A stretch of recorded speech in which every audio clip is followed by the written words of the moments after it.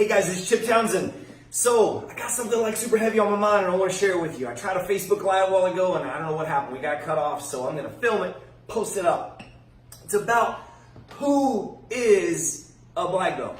Who is a black belt? This is not an age discussion, but it's heavy on my mind because we're heading into a Team Chip, our organization, we're heading into our mid-year recommend black belt testing. And so what that means is the end of May, 1st of June, we'll have a group of people that will be eligible to test for their first black belt.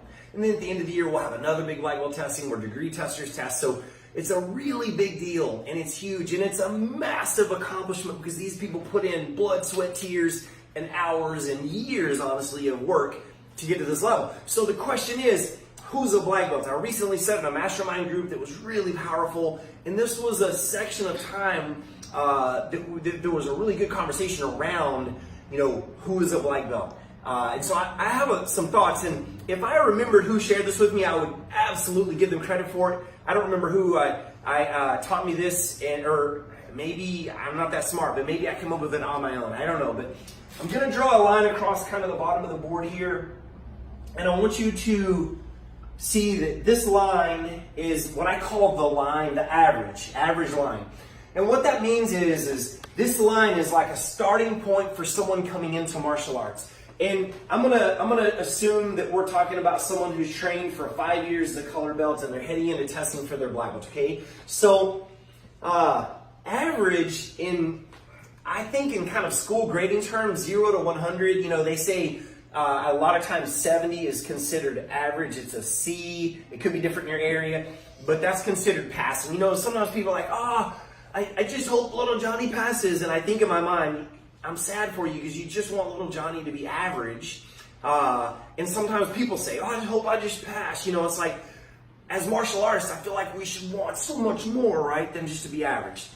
But I'm talking about that because I want you to understand that I feel like this line is where about 70% of people start their martial arts journey.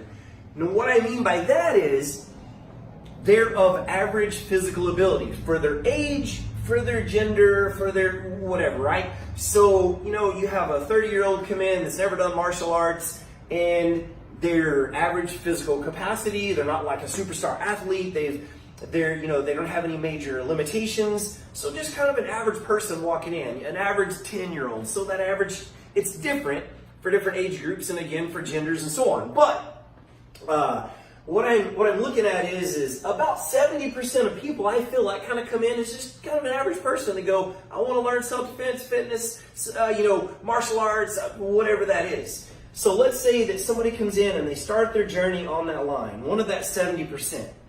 And in 5 years, they travel, and my artistic skills are lacking. Maybe they travel to here in a 5-year journey, right? They started at white belt, right about here, they're traveling towards black.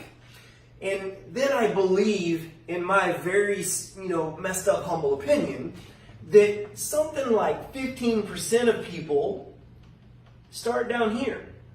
That's below the line of average, okay?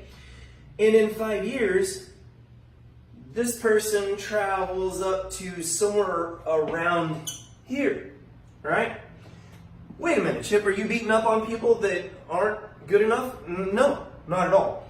What I'm talking about is someone who maybe has a knee replacement, a hip replacement. And I'm not hating on that, I'm just saying it's just life.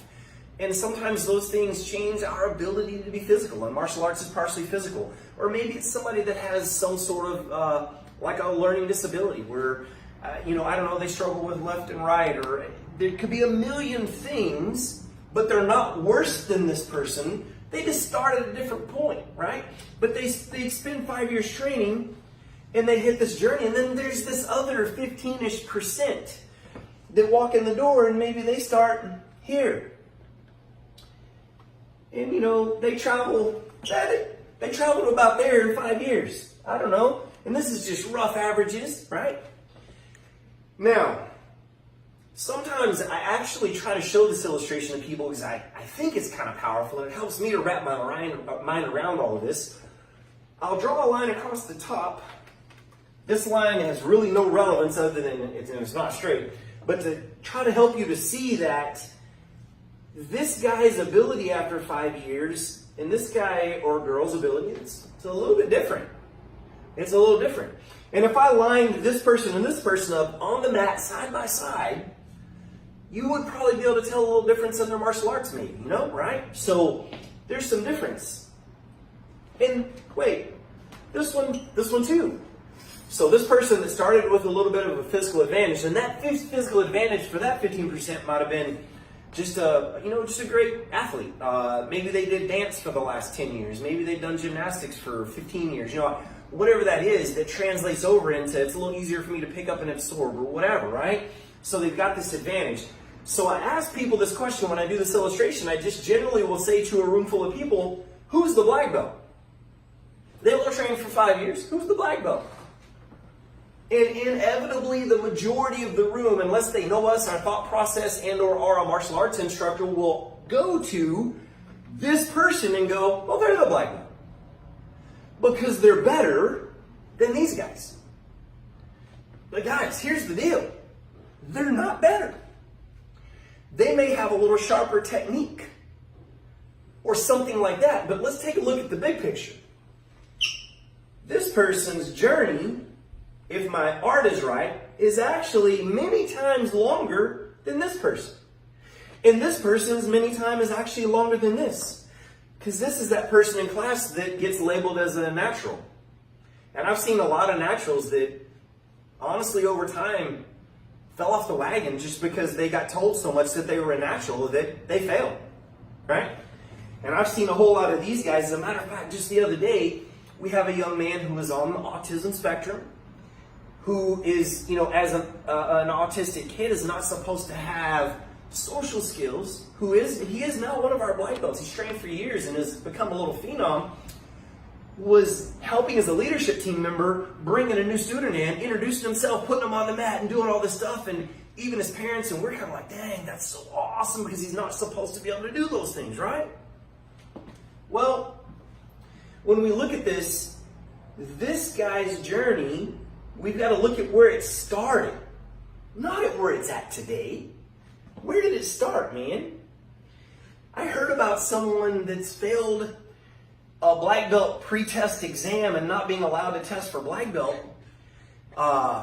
because of a permanent physical ability issue because they don't look as good as the other black belts. And I thought, whoa. So let me go back here.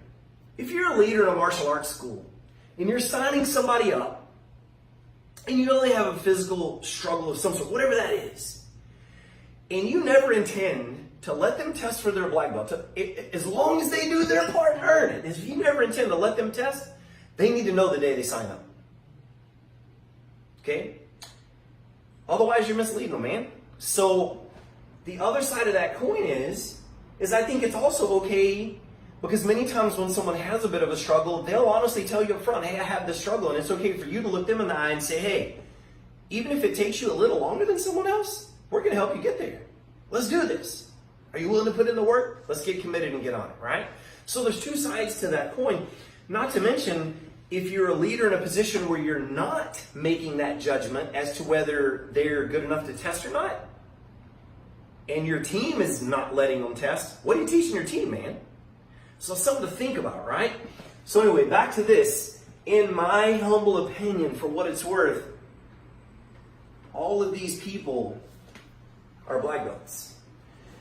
The question is where did they start?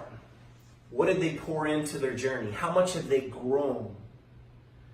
Not how perfect is their reverse punch. Yeah, I know that's important. And they have to break boards, and they have to memorize patterns and self-defense sequences and all of these things. But that's not the end-all, be-all at the end of the day.